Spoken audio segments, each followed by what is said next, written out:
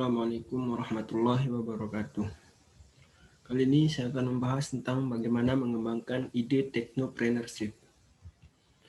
Sebelum membahas metode untuk mendapatkan ide-ide usaha, mungkin kita perlu menguji beberapa persyaratan yang harus dipenuhi agar suatu produk menjadi sukses dalam usaha baru yang akan kita dirikan. Persyaratan yang pertama dan terpenting adalah bahwa usaha baru tersebut haruslah mampu bersaing di pasar yang ada sehingga dapat bertahan. Dan yang kedua, berusaha mencari ide yang memenuhi kriteria-kriteria berikut ini. Kriteria yang pertama yaitu produk memenuhi kebutuhan yang belum terlayani.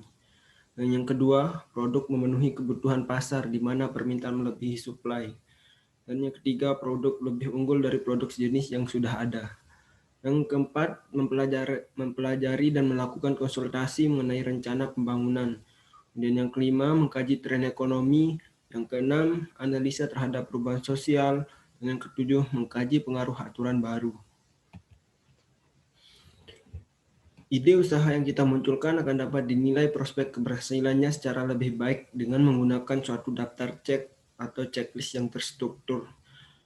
Berikut ini adalah format checklist yang diusulkan Clifton dalam menilai ide usaha dari segenap aspek yang dibutuhkan bagi keberhasilan implementasi dari suatu ide bisnis nantinya. Aspek-aspek yang dinilai dalam checklist tersebut adalah: yang pertama, market atau pasar. Ukuran market yang ada saat ini harus memberikan estimasi segera terjualnya produk sampai volume tertentu untuk mendukung operasi usaha. Estimasi penjualan tidak boleh didasarkan semata-mata pada estimasi jumlah konsumen potensial dan harapan kapasitas konsumsinya. Namun, dianalisis berdasar faktor-faktor yang mempengaruhi penjualan, yaitu pertama, ukuran market, kemudian yang kedua, hubungan produk dengan kebutuhan, dan yang ketiga, kekuatan dan dominasi dalam berkompetisi. Yang selanjutnya, potensi pertumbuhan pasar. Harus ada prospek pertumbuhan pasar dan tingkat pengembalian investasi yang tinggi. Prospek ini dapat dilihat melalui beberapa indikator, yaitu yang pertama, proyeksi peningkatan jumlah konsumen potensial, kedua, proyeksi peningkatan kebutuhan, ketiga, peningkatan penerimaan konsumen terhadap produk, yang keempat, menambah pembaharuan produk, yang kelima, tren ekonomi, kemudian yang keenam, tren politik atau sosial, yang ketujuh, keunggulan kompetitif. Kemudian biaya. Faktor-faktor biaya produksi dan distribusi harus tetap memberikan profit ketika suatu produk dijual pada harga yang kompetitif.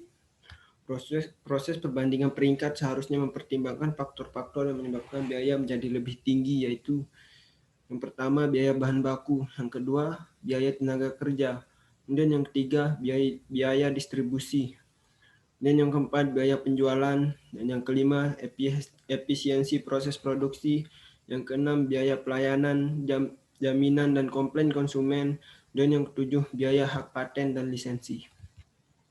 Dan ada resiko. Adalah tidak mungkin untuk melihat ke masa depan dan kepastian dan berharap untuk menganggap resiko adalah sesuatu yang terpisah dari kewirausahaan. Namun demikian, kita tetap harus menghindarkan diri dari resiko yang tidak perlu. Faktor-faktor berikut ini dapat dijadikan pertimbangan untuk memperkecil resiko, yaitu yang pertama, stabilitas pasar dalam siklus ekonomi, resiko teknologi, kompetisi impor, ukuran dan kekuatan kompetisi, resiko yang berkaitan dengan kualitas dan keandalan, permintaan yang dapat diprediksi, dan yang terakhir biaya investasi awal. Ya, mungkin cukup sekian dan terima kasih.